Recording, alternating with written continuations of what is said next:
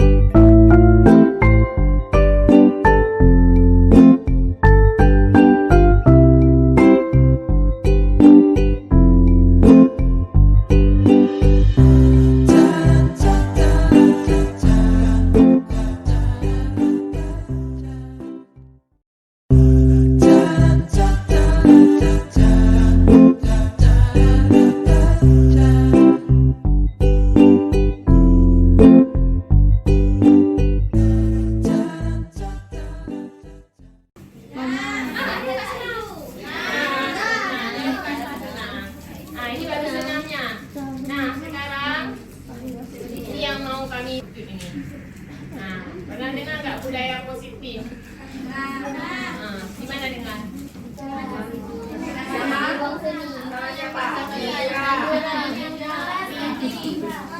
itu?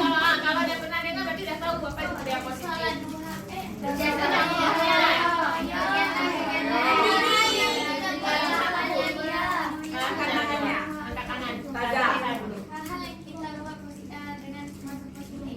Hal kita buat maksudnya positif, tidak itu pengertian ya. Ada lagi nggak? Ada bagus Saira. Ya. Yang di belakang. Gotong royong, apa lagi? Berangkat mulia. Mandiri. Tak pacaran.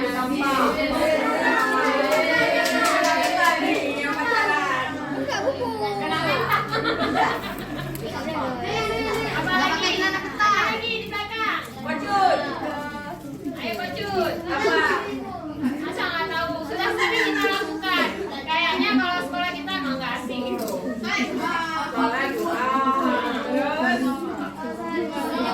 Salah di bawah konsepnya. Salah kita. Buang sampah. Ada tempatnya. Berarti binatang global terjadi. Ada tahu nggak apa itu binatang global? Ya tahu apa? Hah? Beda-beda ya. Jadi kita Islam budaya walaupun belum banyak kita ini tetap tahunya itu. Ada lagi nggak? Oke, kita lihat nih. Ini di sekolah kita emang nggak asing nih. Nah, ini pelajar Pancasila ada 6. Pancasila yang pertama, beriman bahwa kepada Tuhan yang Maha Esa dan yang Maha Mulia. Ini yang kedua, kebudayaan global, bergotong royong, mandiri, berdalari di negara negeri. Ini yang diharapkan dari profil pelajar Pancasila. Kira-kira kita udah ini nggak? Udah masuk nggak kemarin? Alhamdulillah. Nah, sekarang ibu suruh nyanyi supaya lebih mudah ingat. Kalau enggak ibu tutup ini, ibu suruh hafal 6 bisa nggak? Sekarang kita nyanyi. Biasa kalau nyanyi cepat. Nah, kita nyanyi sama-sama. Ibu juga belajar nih. Sama-sama belajar. Iya.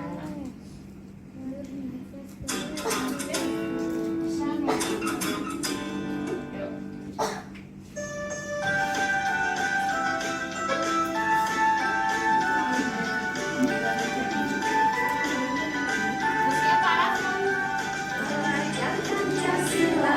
Beriman dan bertakwa pada Tuhan yang Esa dan Mulia, bergembira global.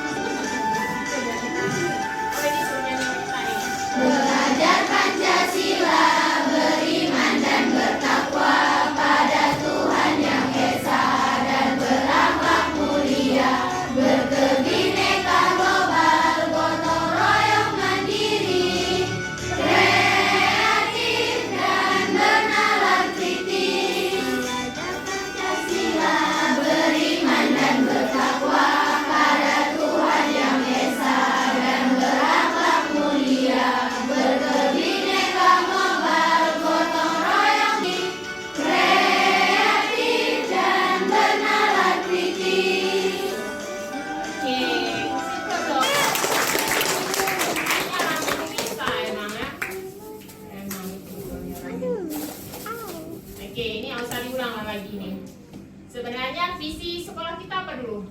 Siapa yang ingat? Unik, Ini. Unik, unggul dalam unggul nuansa Islami dan berkarakter. Ayo coba lah, yang bagus lah ini. Terwujudnya SMP Negeri Unggul City yang unik. Apa unik tuh? unggul bernuansa Islami dan berkarakter. Dan berkarakter. Dikit lagi. Ada betul tuh. Siapa yang bisa ini? Yang bisa melengkapi punya kalian ini. Lengkapi. Syariah. Udah tadi. Siapa? Ada lagi? Berwujudnya SMP Negeri Unggul City yang unik. Unggul dalam prestasi, bernuansa Islami dan berkarakter. Kira-kira udah mau belajar Pancasila nggak di situ? Udah. Bernuansa Islami udah masuk ke mana? Habis itu tadi apa? Unggul dalam prestasi kemana masuknya? Kebenaran kritis dan kreatif. Benar-benar SMP Unggul. Betul nih. Berkarakter di mana? Ini kita udah dari Januari hujan-hujan terus. Banjir di mana-mana. Ketika banjir sudah hilang, apa yang tertinggal? Sampah. Makanya ayo mulai dari sekarang kita berusaha buang sampah pada tempatnya. Di setiap kelas, di depan kelas, di dalam kelas itu ada tong sampah yang kalian sediakan. Tapi sekarang mungkin kita lupa ya. Mari kita sekarang buang sampah pada tempatnya. Malah kita ada budaya di sekolah kita, Lisa. Siapa yang ingat? Bukan lihat sampah abai, tapi lihat sampah ambil. Ada di sekolah kita. Makanya hari ini kita bukan membuat program baru, tapi menguatkan program lama yang sudah samar. Tidak rada-rada lupa, rada-rada amnesia mungkin ya. Jadi kita hari ini mengingatkan kembali supaya program tersebut bisa dijalankan kembali. Waktu disuruh ambil sampah, ya ketika ada sampah terletak di jalan atau di taman, ambil aja. Atau biar lebih mudah nggak usah ambil sampah lagi, jangan buang. Jangan buang sampah kalau memang tidak mau ambil sampah. Jaga dari diri sendiri. Mulai kapan? Sekarang. Ini kan teringat nih waktu Mona kuliah dulu. Ada anak mahasiswa dari Papua. Cuman dia nggak pakai jilbab. Duduk itu di depan kampus, di depan pustaka usia. Itu keren kali. Apa yang bisa ibu ambil nilai positif dari dia? Dia makan permen kecil nggak bungkus permen. Kalau kita kayak mana? Kalau nggak ada tong sampah di sekitar kita, apa yang kita lakukan? Masuk kantong. Alhamdulillah kalau ingat itu yang dia lakukan. Kalau kita nggak itu dia ibu rasa langsung kecil, menganggap kecil. Gara-gara si kecil itu lama-lama jadi Besar. Ada berapa orang yang buang sampah seperti kita? Dia masukin ke tasnya, masukin ke tas, udah buka. Itu hal kecil yang ibu pelajari dari dia. Coba bayangkan ibu berapa tahun yang lalu kuliah tapi masih ingat hal kecil dia lakukan. Wajahnya emang gak ingat lagi ibu, tapi hal positif yang dia lakukan masih teringat sampai sekarang. Jangan kalian, kami guru juga kayak gitu. Kalau kami gak ada makan kue tuh, biasakan berberes sendiri. Dari mana? Ya, bentuknya juga.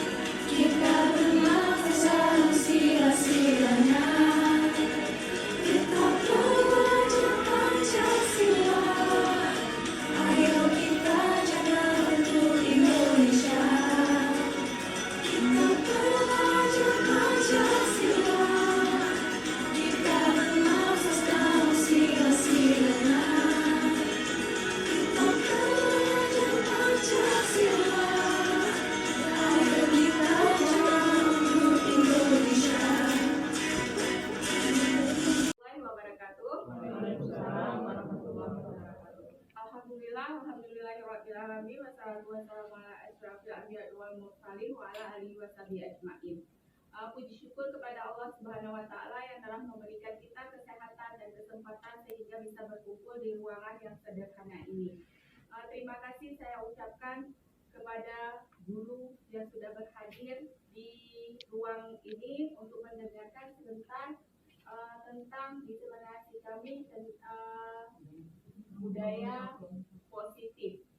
Izinkan saya bersama dengan Bu Mona Fadila untuk menyampaikan sebagai pemimbasan, karena ini bentuk dari tagihan tugas kami di modul 1.4 tentang budaya positif. Jadi sebelum itu kita mulai dulu dengan ice breaking-nya.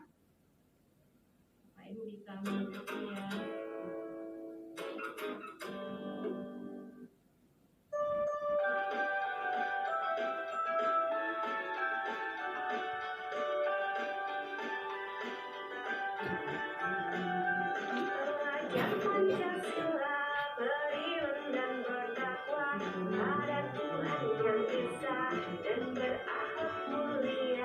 Boleh dinyanyikan kalau itu. Gotong royong mandiri, kreatif dan bermotivis, belajar Pancasila, beriman dan bertakwa pada Tuhan yang Esa dan berakhlak mulia, berkebinekaan global. Gotong royong mandiri, kreatif dan bermotivis.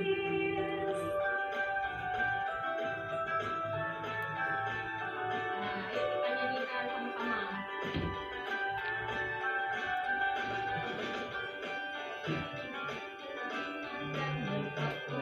Ada Tuhan yang Esa dan berakhlak mulia, berkebinekaan global, gotong royong mandiri, kreatif dan bernalar kritis,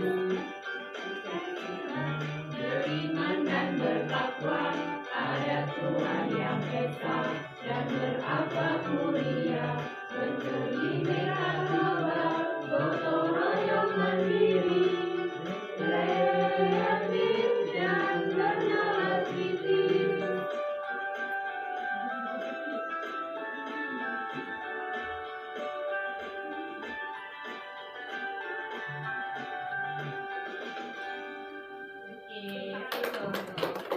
Sampai itu saya coba di kelas. Ya kami ini ada satu lagi nih untuk katanya hari Sabtu ada senam bebas yang Mbak Saiti. Jadi rencana mau senam pelajar Pancasila ya. Ada senam pelajar Pancasila. Kemarin ada coba dengan anak-anak di kelas. Ini biar aja Bapak Ibu buat. Biar aja lagu itu juga lagu. Kita coba satu depan dan satu ini orang sama. Ya kan?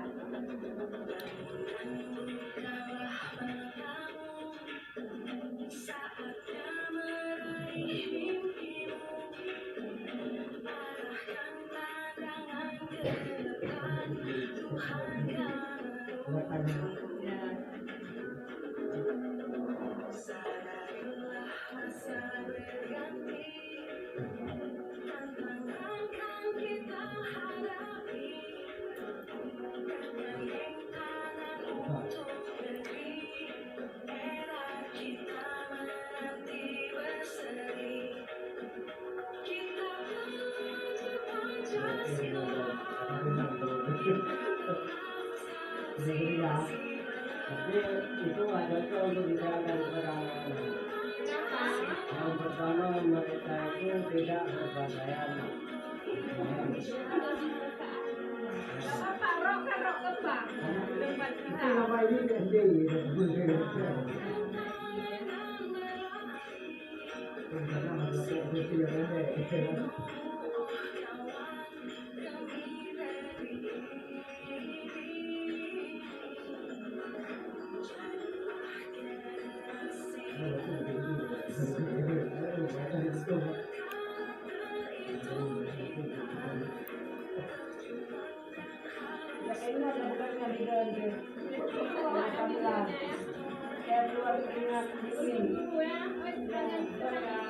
Tidak tawar. Nah, jadi ini mandi. Upah bilang boleh. Jangan lupa bawa baju olahraga itu satu, tiga. Nah, tadi Bapak Ibu. Baju dahulu.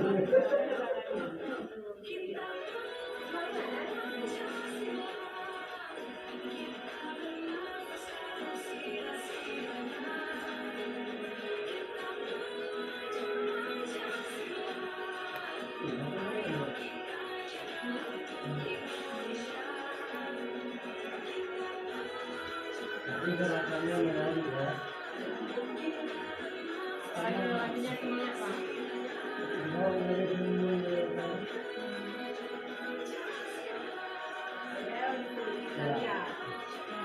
Ini dekat. Panennya keluar. Nah, ya, kita coba. Anak-anak udah coba kemarin teman di kelas. Ruang kelas kan lebih sempit kan. Ya. Misalkan lanjut. Ini yang akan kita bahas hari ini tentang budaya atau disiplin positif. Seperti yang kita tahu, itu hal-hal yang merujuk kepada kedisiplinan. Di sini, seseorang memiliki disiplin diri berarti dia bertanggung jawab terhadap apa yang dilakukan karena mereka berdasarkan tindakan mereka pada nilai-nilai kebajikan universal. Sebagai pendidik, tujuan kita adalah menciptakan anak-anak yang memiliki disiplin diri sehingga mereka bisa berperilaku mengacu pada nilai-nilai kebajikan universal dan memiliki motivasi intrinsik dan bukan ekstrinsik. Artinya, sekarang anak-anak masuk ke kelas tepat dengan waktu. Karena apa? Kira-kira karena apa? Apakah dia takut kepada gurunya? Kalau telat akan dihukum. Kalau tepat waktu berarti dia terbebas dari hukuman. Yang kita tanamkan sekarang adalah seperti itu. Bahwasanya kalau telat masuk kelas mereka akan dihukum. Tapi di sini kita akan menanamkan kepada anak-anak bahwasanya mereka masuk ke kelas itu bukan karena takut dengan hukuman yang akan diberikan oleh gurunya, melainkan ada keyakinan sendiri yang ada tertanam dari dirinya bahwasanya itu memang harus dilakukan sebagai seorang pelajar. Kemudian di sini ada motivasi perilaku. Ini yang pertama seperti yang saya sampaikan tadi, untuk menghindari ketidaknyamanan atau hukuman. Itu mereka melakukan misalnya tepat waktu, pakai seragam untuk menghindari itu. Ini masih motivasi eksternal, artinya masih dari luar karena mungkin takut dengan gurunya atau nanti mereka akan mendapatkan hukuman. Kemudian yang kedua, untuk mendapatkan imbalan atau penghargaan dari orang lain. Ketika melakukan itu, mungkin mereka akan mendapatkan penghargaan dengan tepat waktu atau mengumpulkan tugas, akan ada sesuatu yang dia dapatkan dari guru tersebut. Misalnya, kita juga sebagai guru, datang cepat ke sekolah, nanti dikasih penghargaan oleh kepala sekolah. Atau dengan siswa dapat nilai lebih kalau dia tepat waktu. Tapi ini masih dengan motivasi eksternal, belum dari dirinya. Istilahnya ada kata iming-iming. Iming-imingnya baik berupa nilai ataupun ada dalam bentuk bintang. Kadang ada guru yang kasih poin berupa bintang. Mereka akan mengumpulkannya. Istilahnya dia melakukannya memang karena mengharapkan sesuatu, bukan dari diri.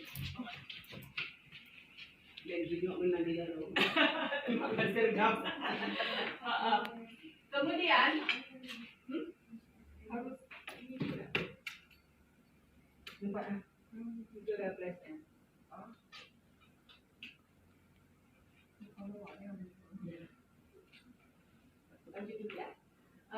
Kemudian yang kedua, yang sebelah sana itu untuk menjadi orang yang mereka inginkan, menghargai diri sendiri dengan nilai yang ini. Untuk menjadi orang yang mereka inginkan, menghargai diri sendiri dengan nilai-nilai yang mereka percaya.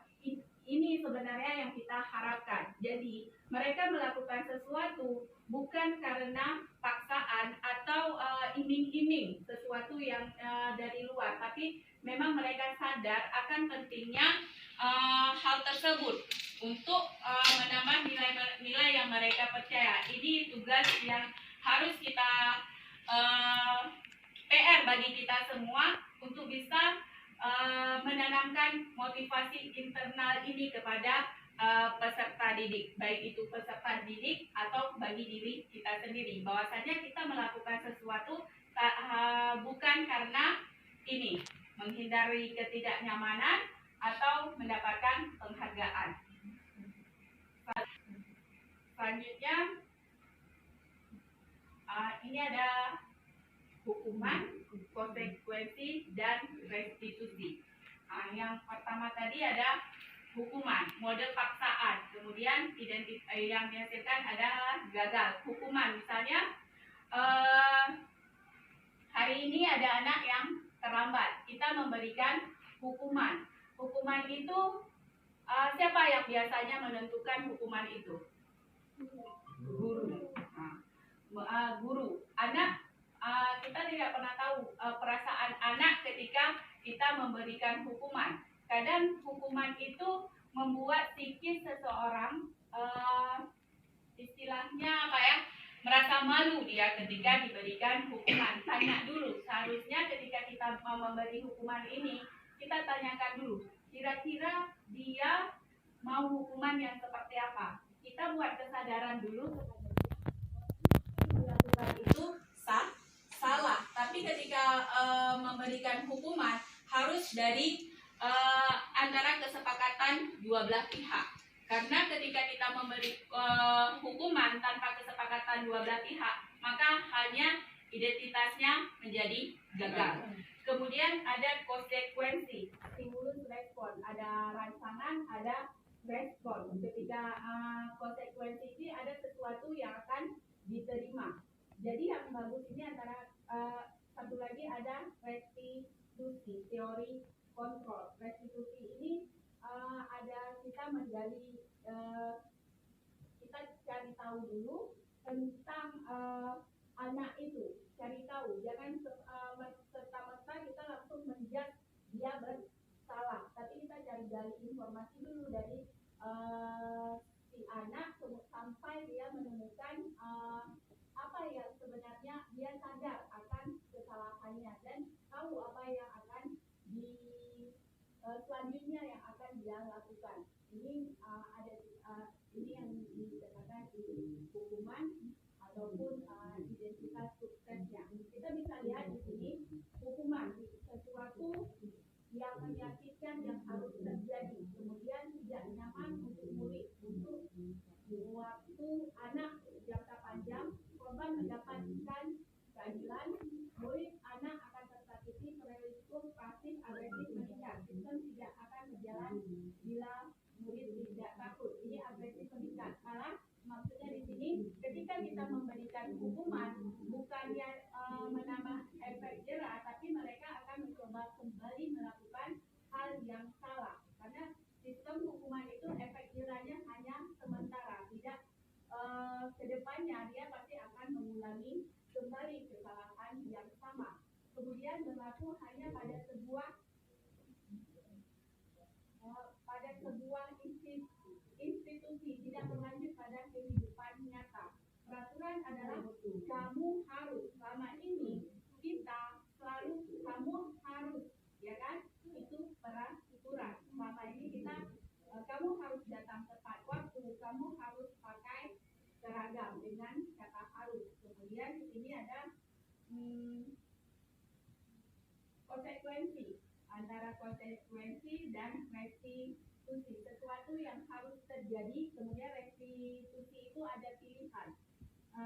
Tidak nyaman untuk murid, anak untuk jangka waktu yang pendek, kemudian menguatkan untuk murid, anak dalam jangka waktu panjang. Artinya ketika kita merestitusi anak, dia akan ingat dalam waktu yang jangka panjang. Artinya mereka benar-benar dari dalam diri ketika kita restitusi. Kemudian murid, anak dibuat tidak nyaman, sama juga dengan hukuman di sini.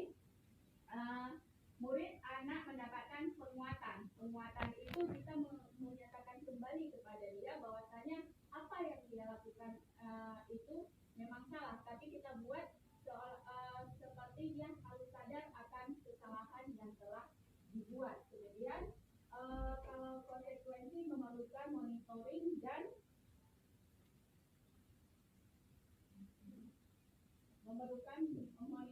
dan supervisi terus-menerus dari guru. Jadi artinya terus-menerus kita harus melakukan pemantauan. Kalau dari restitusi, murid belajar bertanggung jawab untuk perilakunya. Artinya dia tahu apa yang dia lakukan tersebut. Kemudian kalau konsekuensi juga membantu penerapan mengikuti peraturan dalam masyarakat.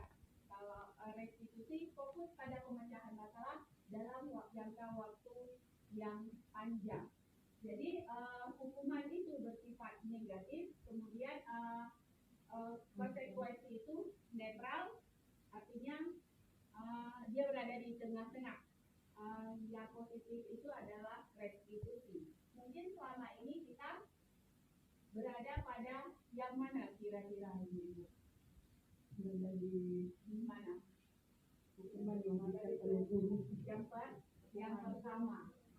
Berarti dengan ini kita bisa merubah mindset kita coba menjadi restitusi. Bisa diulang restitusi dengan gambaran nanti ada penjelasan khusus. Ini dari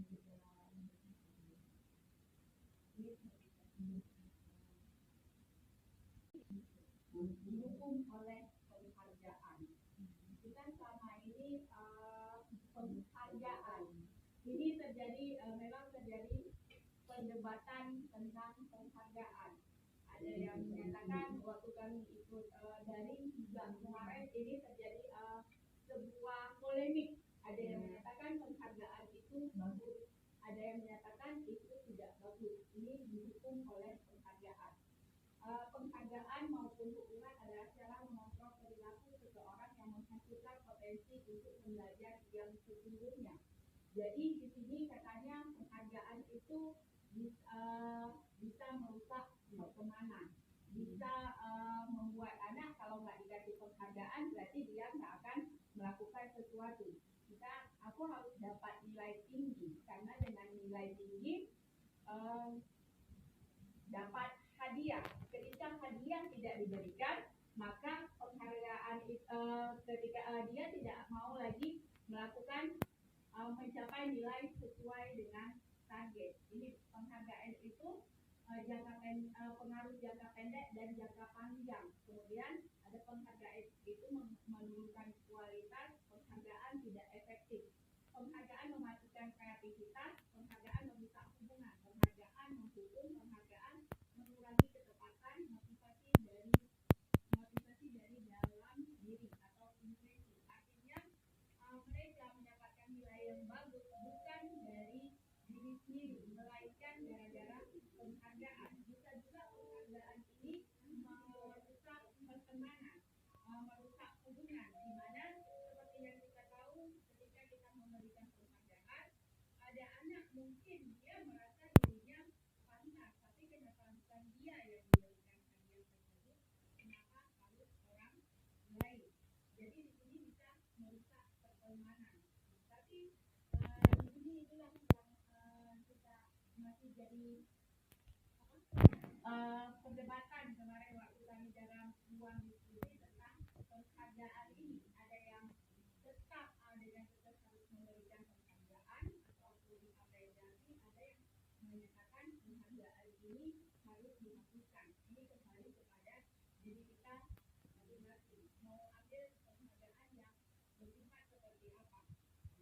Jadi yang penting kita harus tanamkan kepada anak bahwa segala sesuatu itu memang harus berasal dari dalam diri, bukan karena orang lain. Mungkin selama ini anak-anak mengejar prestasi supaya tidak dikena marah oleh orang tuanya, atau harus dapat pujian, atau apa, sesuatu yang berada di luar dari dirinya. Kemudian ini selain dari itu kita ada keyakinan sekolah atau keyakinan kelas. Tadi kita ada kata sebelumnya adalah kamu harus ketika kita melakukan buat peraturan. Selama peraturan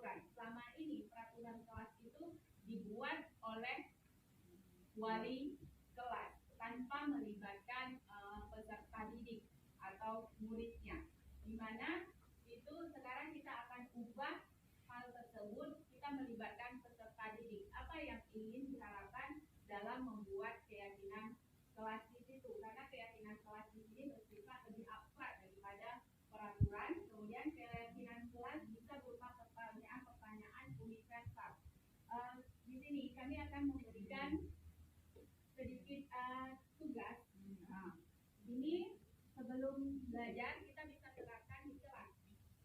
Mungkin ini di awal semester ada keyakinan kelas, ada satu lagi kesepakatan kelas. Kesepakatan kelas itu dibuat oleh wali kelas dengan siswa di kelasnya. Keyakinan kelas itu nanti ada juga kesepakatan antara guru dengan guru yang bersangkutan. Artinya ketika kita membuat harus ada terlibat dua pihak. Kami akan membagikan ini kepada Bapak Ibu sebagai contoh, nanti bisa diterapkan di dalam pembelajaran. Jadi sedikit tambahan, ini Bapak Ibu buat aja. Ini ceceknya Bapak Ibu anak-anak nih di kelas. Jadi Bapak Ibu buat kesepakatan di kelas dengan Bapak Ibu. Oh nih nggak boleh apa misalnya di kelas, Bapak datang tepat waktu. Menurut Bapak Ibu lah buat aja dulu kesepakatan kelas. Nanti kita tempel di situ, kita bacakan. Satu orang apa cukup satu? Satu orang boleh Satu kesepakatan kelas. Nanti bisa diterapkan ke anak-anak. Jadi sebelum buat keyakinan kelas, ini dulu lah yang kita buat, bukan langsung keyakinan kelas, kesepakatan kelas. Apa tidak boleh menyontek, terserah Bapak Ibu lah yang biasa bahasa anak-anak di kelas gimana. Boleh ditempel di situ, di ada kita tempel di belakang. Ini di kesepakatan kelas. Jadi kita tempel di sini, baru nanti kita menuju ke mana.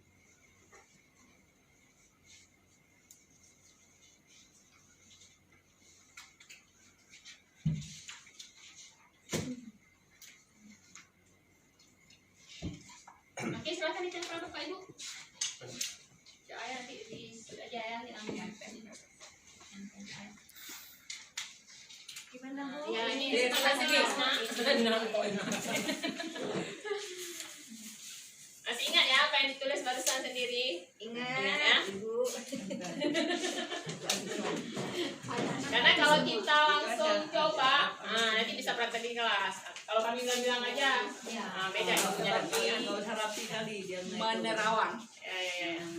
mereng-mereng baju jadi enak melihatnya. Lebih ada seninya Bu ya. Dia udah itu. Kamu bikin ini aja, dibahas aja jadikan fotokopi.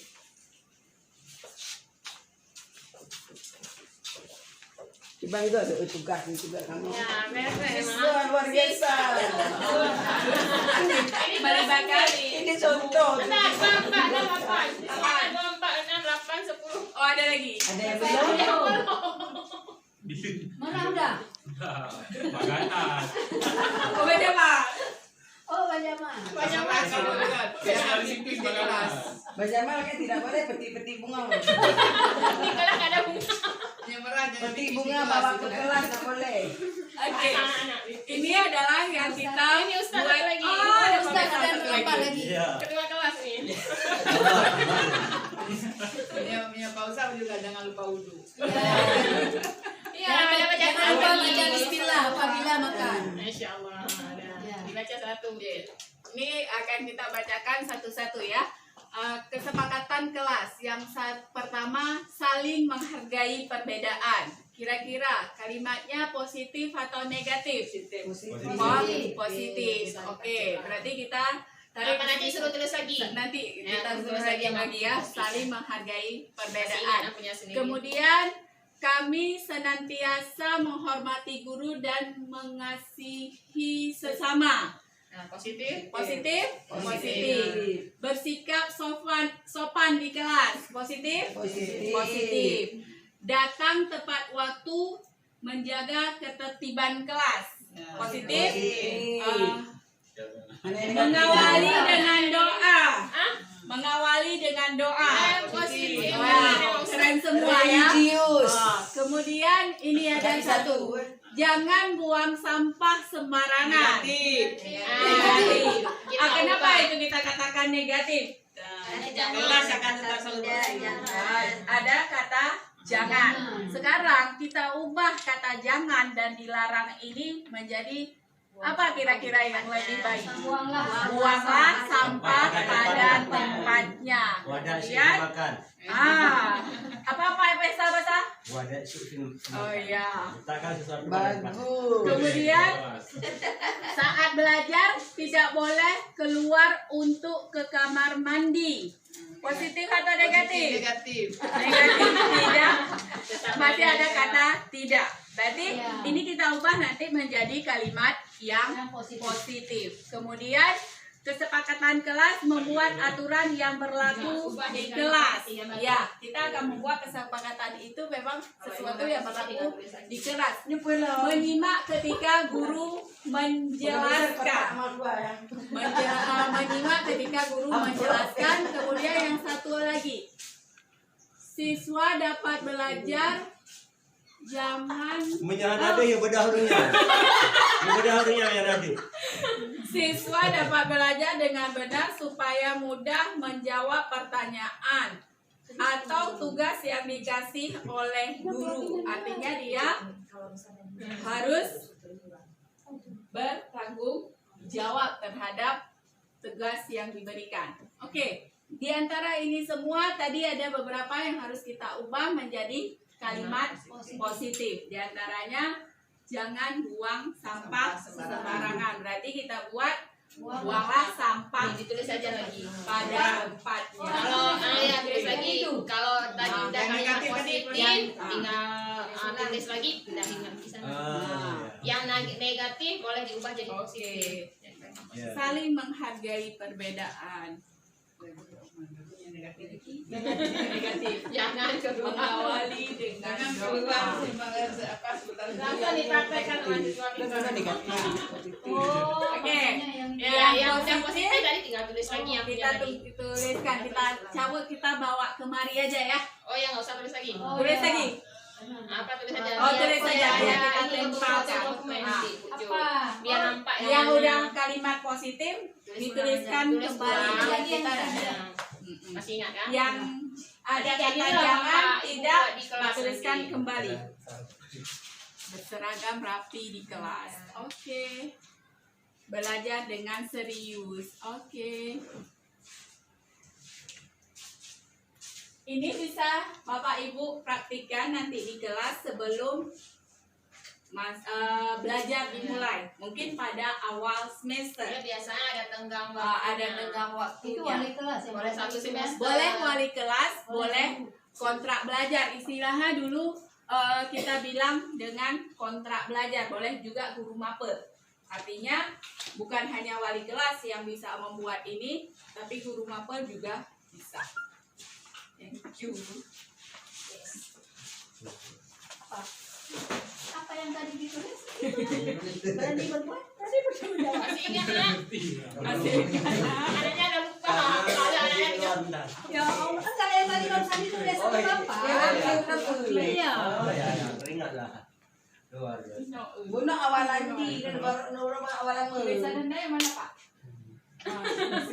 Jangan dimandi tetapi memandikan.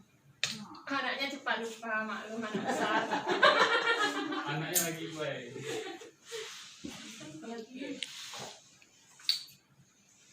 Udah semua? Belum. Belum, Bu.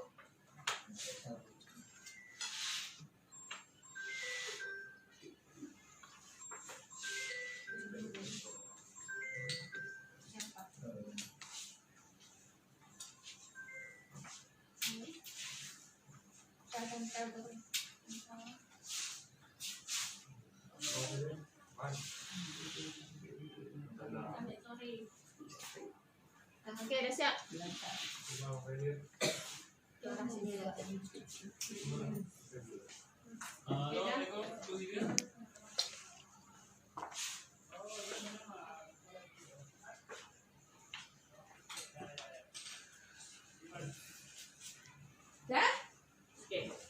Kita bacakan ya kalimat positifnya. Pastikan kelas selalu dalam keadaan bersih. Ini menilai apa kira-kira ketika kita memastikan kelas dalam keadaan bersih? Bertanggung jawab. Nah.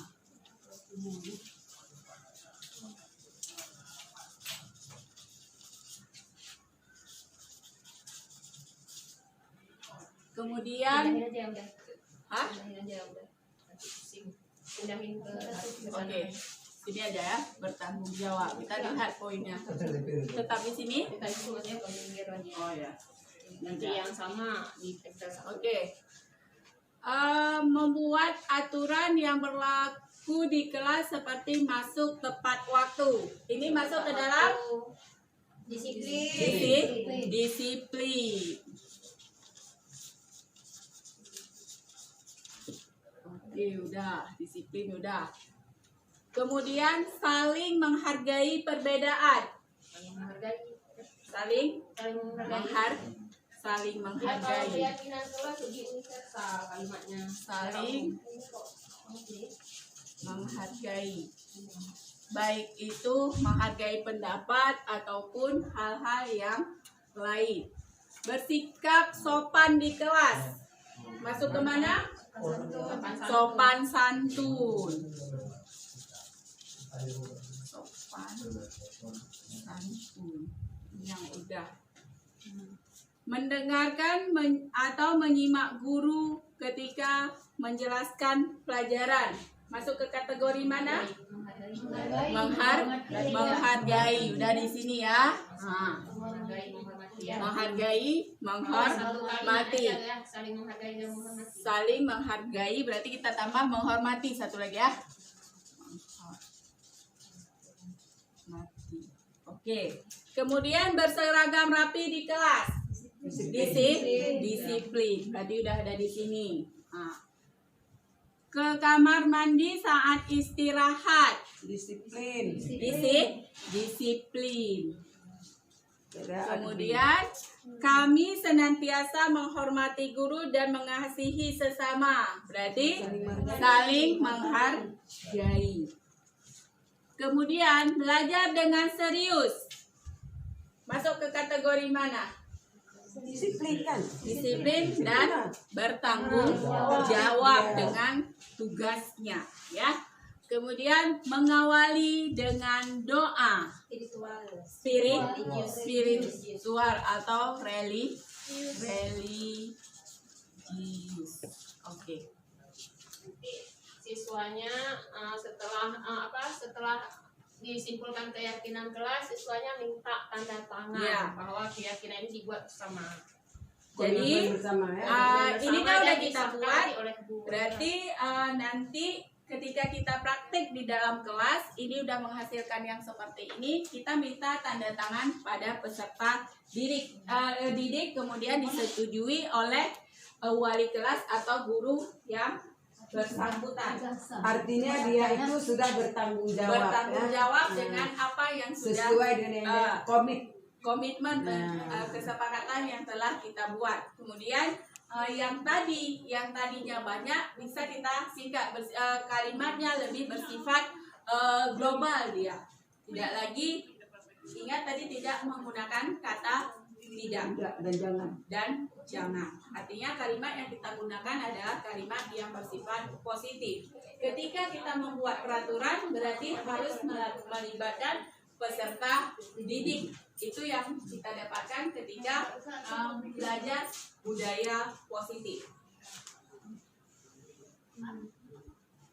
Ini adalah kebutuhan dasar manusia. Seperti yang dikatakan menurut Dr. William Glasser, bahwasannya kebutuhan dasar manusia itu ada 5.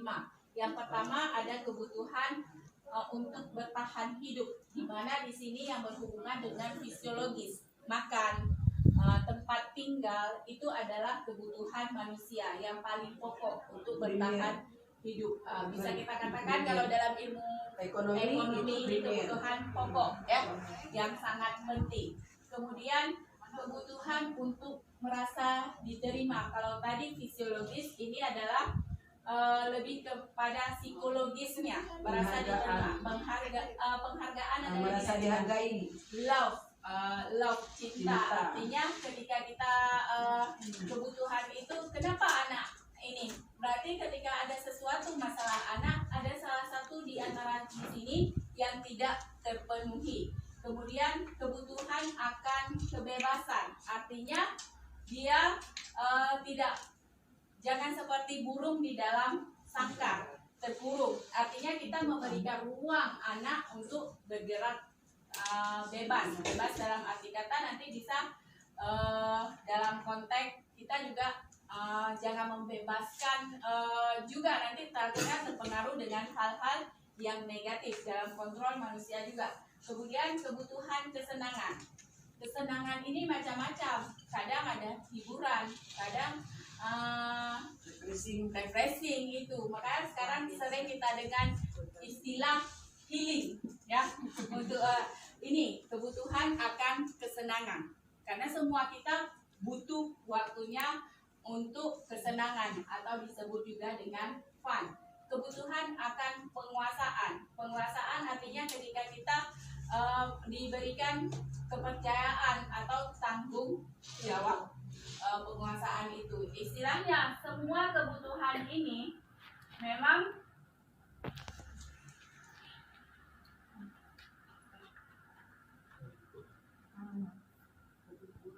kebutuhan ini, semua kebutuhan dasar ini harus dipenuhi oleh setiap manusia, baik itu kita sebagai pendidik ataupun peserta didik.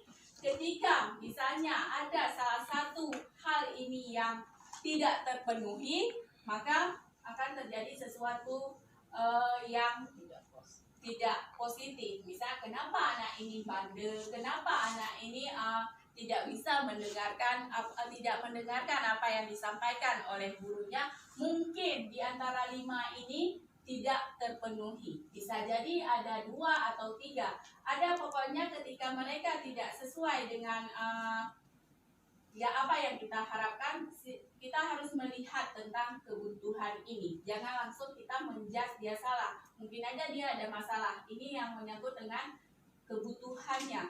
Karena dia kenapa dia melakukan itu? Mungkin karena kebutuhan dasarnya tidak terpenuhi. Maka dari itu kebutuhan dasar itu yang ada 5 harus dipenuhi oleh setiap manusia. Kebutuhan bertahan hidup, kebebasan, merasa diterima, kebutuhan akan kesenangan, kebutuhan akan penguasaan atau kekuatan, power. Oke, terima kasih. Ini akan saya lanjutkan. Minta waktunya lagi Bapak Ibu ya sebentar. Cuman kayaknya ini udah lemes-lemes saya lihat nih, konsentrasinya udah terganggu. Kalau anak-anak udah lalai lah, udah teringat dia makan apa nanti siangnya. Kalau Bapak Ibu mungkin teringat ini mau masak apa nanti ya untuk visualnya di rumah kan. Kalau mungkin Pak Pes sama yang laki-laki nih teringat masak istri nanti apa nih. Beda lagi. Jadi saya minta bangun dulu sebentar. Iya ya. Tapi jangan pulang. Bangun aja. Oke. Kita buat ini speaking sebentar. Dari saya dulu. Nanti yang udah boleh duduk. Yang udah selesai boleh duduk. Saya udah pernah coba dengan anak-anak. Semoga Bapak Ibu kalau di MBMP saya coba yang tua-tua mau dulu karena mau cepat duduk dia. Oke, dari saya. Jadi operasi hitung dalam matematika itu ada 4, tambah, kali, bagi, dan kurang. Kita main yang gampang-gampang aja, jangan ada niat jahat di antara kita mau coba tes kamu. Ya. Jangan dipojokkan ya. Kita hanya untuk senang-senang aja. Jadi misalnya saya misalnya mau tambah 2 tambah 3. Jawab saya minta Pak Seti jawab. Seti. Pak Seti jawab 5. Nanti Pak Seti buat soal dari 5, tapi nggak boleh soal tambah lagi. Ada operasi hitung lagi. Tidak boleh dengan kawan yang sama dengan sebelumnya. Tapi nanti mau ulang lagi kali tambah boleh gitu ya. Saya tes ya. Dengan segala hormat saya minta Ibu Anarita dulu. Kalau segi usia Bu Yus dulu ini sebenarnya. Oke, dari saya segala hormat dulu ya untuk kepala sekolah dulu. Nggak ada niat jahat ya. Oke, 13 tambah 7. 20. Ya, Ibu buat soal untuk guru yang lain terserah, tapi jangan lagi soal tambah. Yus, 20 bagi 4. 5. 5. Silakan duduk. Ibu anak silakan duduk. Ada dulu. Buat soal dulu. Buat soal dulu ke Dari Omai. soal berapa persen jawab Ibu? 5. 5 ya? 5. Dari soal 5. 5 terserah mau buat Ini ada yang tambah udah main atau kali. Iya, Iya ya. Dari Buat 5 kurang 0. Siapa? Sebut nama. Sebut nama. Bu Ros 5 kurang 0. Oke. Ada Bu Yusdo, ya. Yusdo. Sekarang Bu Bu Ros. Ros. 5. Dari jawaban Bu Ros buat soal baru, tapi nggak boleh kurang tadi karena Bu Yus kurang soal selain 5 kali 5. 25. Mama Oke, keren sekali ya. Oke, Oke, silakan duduk. Pak Faisal dari angka 25. Kawan di samping boleh lihat dulu itu ada garis-garis cantik. Pasti gadis-gadis cantik ya di Pak Faisal. 25 dari soal 25. Ibu Neneng. Yang susah. 25 bagi 4. Sayang Pak berkoma jawabannya Pak. Saya punya. Orang kita bagi 5 yang boleh. Oh, ya 25. 4.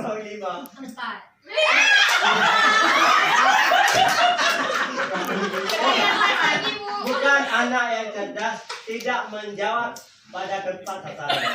Itu mengerti ya kan? Luar biasa. Bu, jangan balik lagi soal 5 kali 5. Jadi apa nih? Oh udah. Udah. Ini nih. Nah, dari 5. Sama Pak Sayuti deh. 5. Pak Seti. 5 tambah 5. 10. Jarang-jarang ada lagi kan? Pak Seti buat soal ke siapa sekarang? 10. Dari 10. Seru ya kayak gini ya. Enggak, dari 10. Oh, 10. Tadi tambah ya, nggak boleh lagi tambah. 10 kurang 2. Delapan. Oke. Orang pindah mikirnya lama gitu ya. Sekarang Bu Indah buat ke siapa? Yang berada yang masih berdiri. Ada 4 orang lagi yang masih berdiri. Bu Rizka. 5. Bu Rizka. Dari Apa? tadi jawaban. 8 kali 2. 8 kali 2 16. 16. Oke. Sekarang dari Bu Rizka. Ke siapa? Kak Suraja. Oke. Apa anda berdiri ya? 26. 26. Oke, duduk Bu Rizka. 26 bagi 2.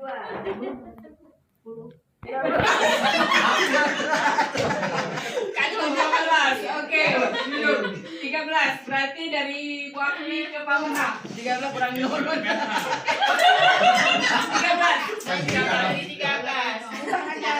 Sama selain itu tadi bagi ya? Nggak boleh bagi dulu. Tambah. 13 tambah 5. 13 sama 5. Rasa mikirnya lama gitu. 18. Oke. Buat bucut. Upaya. Ada dulu ya. Upaya ketiga. Itu jari. 18 bagi 2. 18 bagi 2, 9. Langsung nih. 9 kali 9. Berapa ya? 81 udah.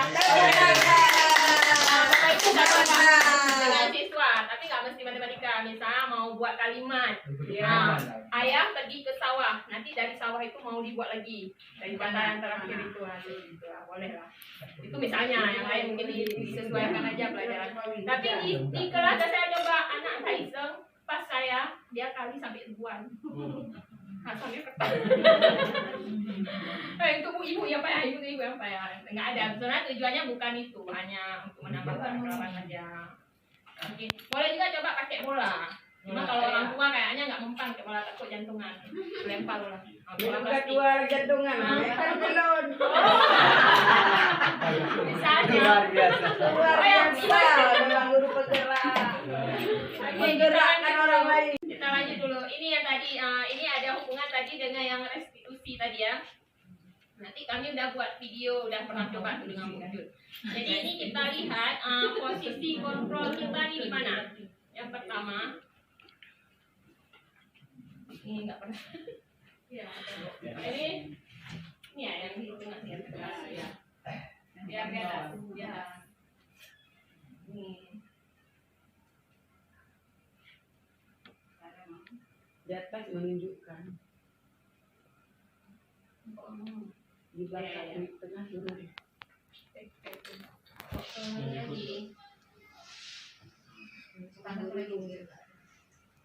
Posisi kontrol restitusi ini kita lihat nih, ini posisi kita di mana. Saya nggak tanya, oh ini Miss Dura di mana, saya sendiri di mana. Saya sendiri udah tahu di mana posisi saya. Boleh kita jujur sama dengan diri kita sendiri. Di sini ada pemberi hukuman, pembuat merasa bersalah, teman, pemantau, dan yang diharapkan di tubuh penggerak ini inilah yang posisi yang terakhir, manajer. Kita lihat sekarang satu-satu. Ini kok balik lagi nih? Ya, posisi ke bawah ya. Posisi penghukum. Nah, ini kita lihat posisi kita. Apa yang sering dikatakan oleh guru yang sebagai posisi penghukum? Patuhi aturan saya atau awas ya. Nah, kamu selalu saja salah. Pasti selalu yang terakhir selesai. Kata-kata kita, di situ nampak penghukum, nada suaranya tinggi. Bahasa tubuhnya mata melotot, jari-jari menghabis, bila baru tunjuk-tunjuk anaknya. Kamu terus ini. Udah. Ini bahasanya nih, kalau anaknya terlambat lagi, pasti terlambat lagi. Selalu datang terlambat. Kapan bisa datang tepat waktu? Kita nanti bisa introspeksi diri kita lah. Membuat merasa bersalah. Saya ini ada benar. Lakukan ya demi ibu. Saya nggak dengan ibu. Jadi ibu sangat kecewa sekali dengan kamu. Berapa kali bapak harus memberitahu kamu ya. Bahasanya emang halus, seolah sedih emang. Memelas dengan siswa. Bahasa merapat pada anak, bahasanya juga lesu. Di sini ada, Adi, kamu ini bagaimana ya? Kamu sudah berjanji dengan ibu tidak akan terlambat. Kamu kenapa ya senang sekali mengecewakan ibu? Ibu benar-benar kecewa sekali. Malah setelah kami pelajari ibu, di antara 5 posisi ini, yang paling bahaya ini dia. Kalau penghukum, anaknya masih berontak, nampak. Tapi kalau kau rasa bersalah, itu tun dalam hati. Itu meledaknya kapan? Sekali nanti. Bisa bahaya yang ini. Kalau kita pikir penghukum yang paling bahaya, malah yang ini sebenarnya yang paling bahaya. Membuat merasa bersalah.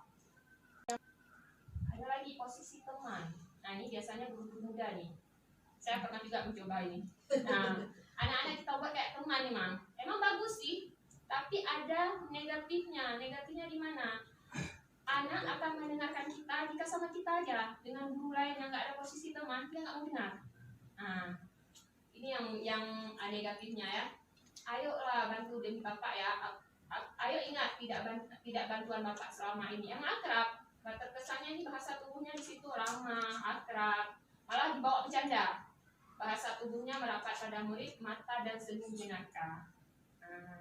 Ini bahaya juga ini sebenarnya. Adi, ayolah, bagaimana sih kamu? Kemarin kamu sudah janji ke bapak, bukan? Kenapa terlambat lagi? Sambil tertawa ringan. Ya sudah, tidak apa-apa, duduk dulu sana, nanti Pak Guru bantu kamu ini. Kan sering aja, karena udah kayak teman nih, Mang. Tapi kira bagus. Tapi itulah negatifnya, kalau nggak sama yang udah bersangkutan, siswanya akan melawan juga. Oh, jadi yang kayak gitu udah bagus ya? Enggak, nanti kita lihat, kita introspeksi diri aja Bapak Ibu ya. Nggak mungkin langsung posisi manajer itu, nggak akan mungkin. Dia akan bertahap. Posisi pemantau, apa bedanya pemantau dengan penghukum? Kalau penghukum, dia hukumannya gini misalnya.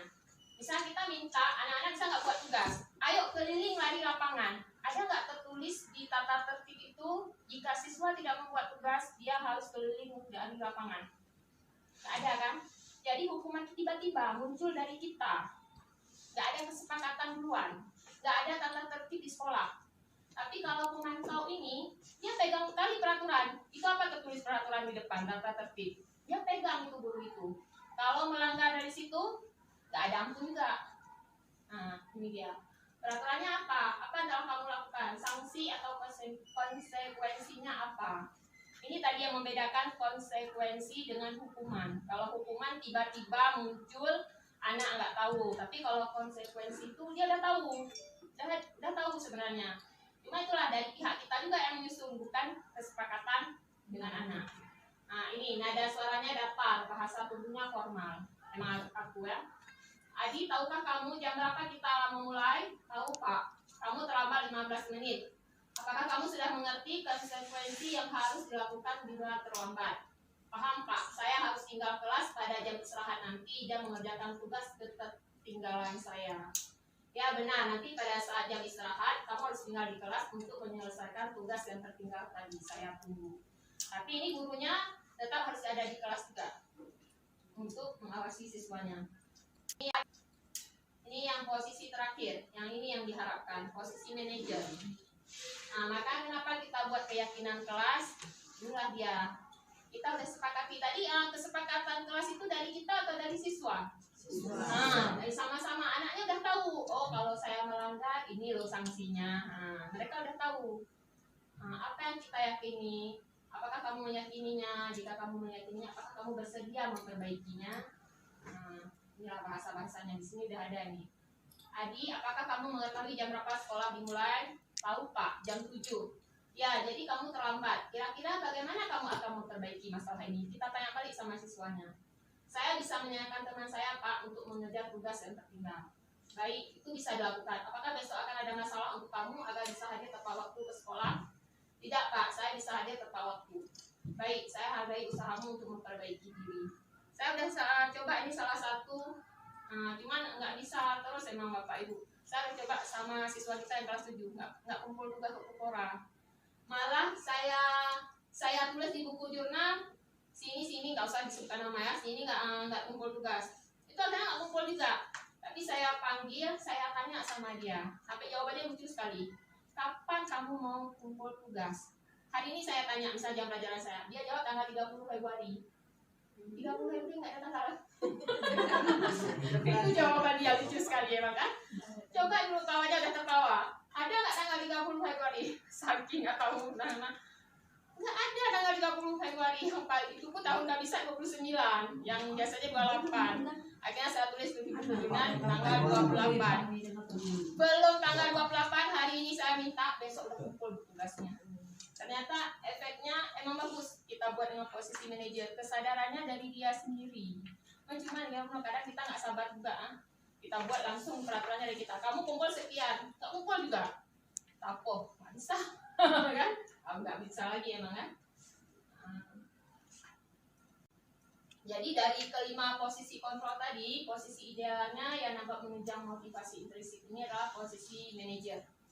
Karena posisi manajer ini bisa berpihak pada murid dan memerdekakan murid. Ini tadi yang ditanya sama Ibu ya. Apa itu segitiga restitusi?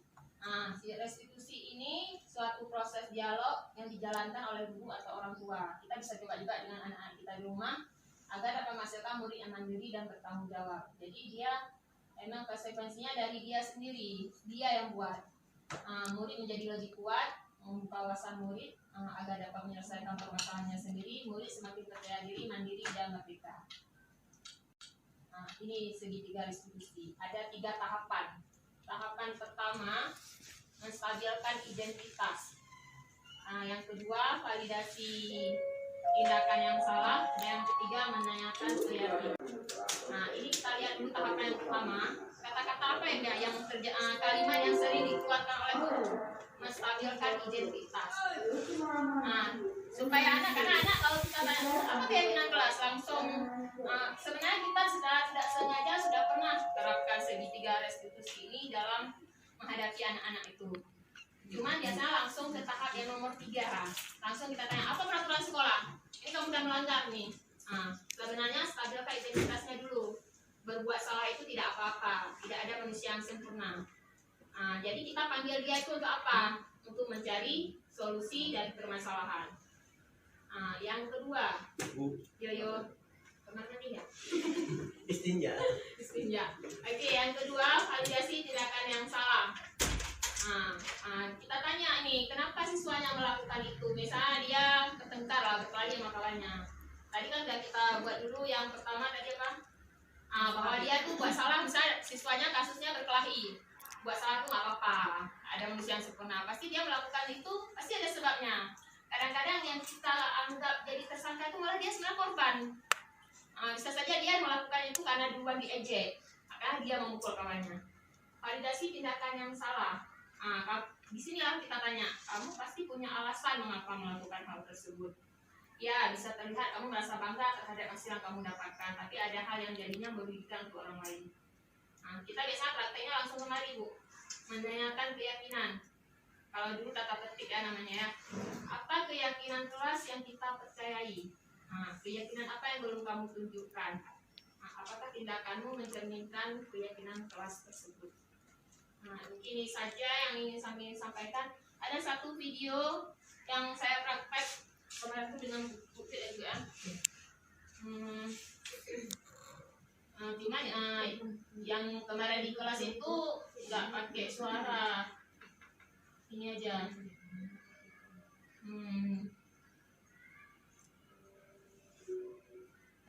Saya cepat aja. Ini kasusnya.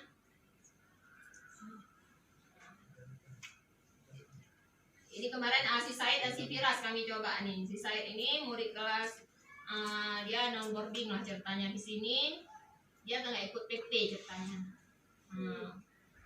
Nggak pernah ikut PP ceritanya. Jadi selaku wali kelas di sini selaku guru yang mengajar program plus sore, apa penyebab Said tidak hadir. Jadi kemarin kami coba.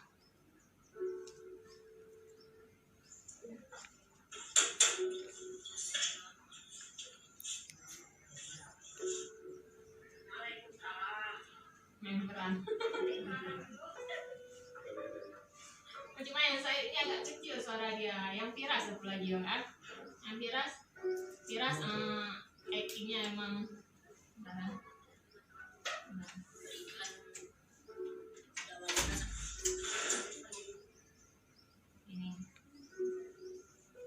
ini hanya contoh kasus saja, tapi bukan kasus di Firas yang asli kan. Dia istilahnya berantem sama kawannya karena diejek di kantin.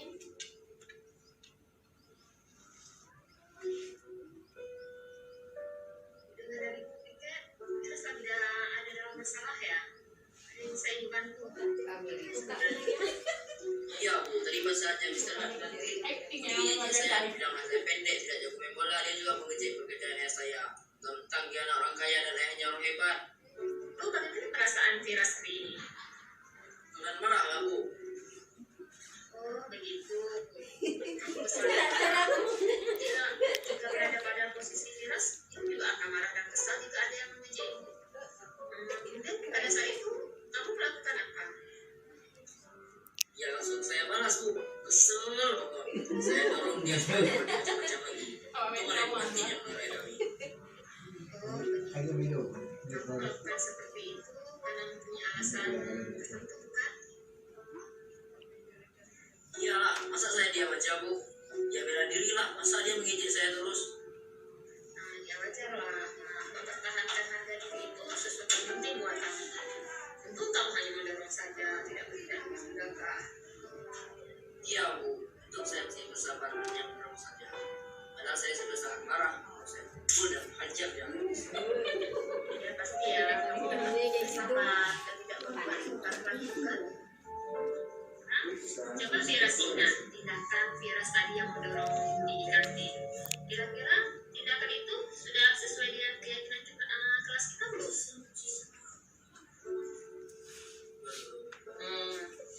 Jadi kira-kira keyakinan mana yang belum sesuai dengan tindakan Firas tadi?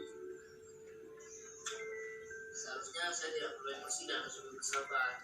Padahal selama ini saya sangat menghormati dan menghargai Ruki. Firas meyakini tidak bahwa menghargai dan menghormati orang lain itu penting buat Firas? Yakin lah Bu.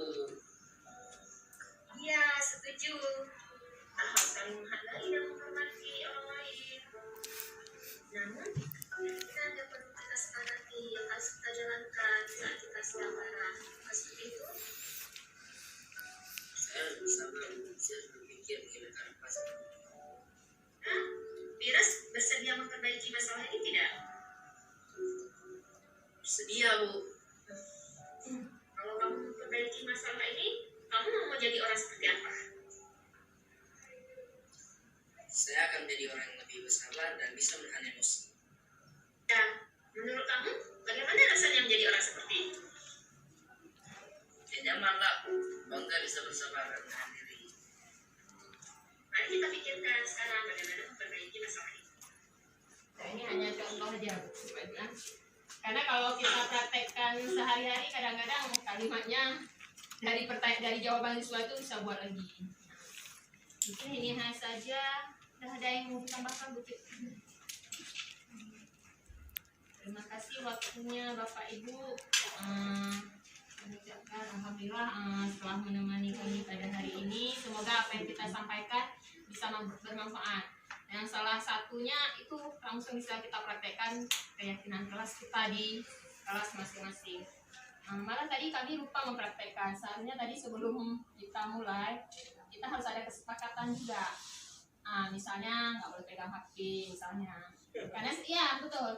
Begitu juga Bapak Ibu nanti dengan siswa sebelum pembelajaran itu harus ada kesepakatan. Oh ini selama pembelajaran nggak boleh keluar masuk kelas. Harus ada gitu. Jadi jangan nanti siswa apa Ibu bilang nih. Biasanya kalau ada pertemuan-pertemuan MGMP pelatihan itu dulu kan di awal kan. Misalnya saya bilang HP boleh pegang angkat HP kalau keadaan mendesak seperti itu. Oke, terima kasih. Kita ucapkan alhamdulillah.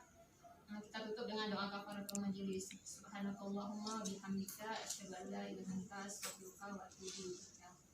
Terima kasih. Boleh dari Assalamualaikum warahmatullahi wabarakatuh. Waalaikumsalam warahmatullahi wabarakatuh.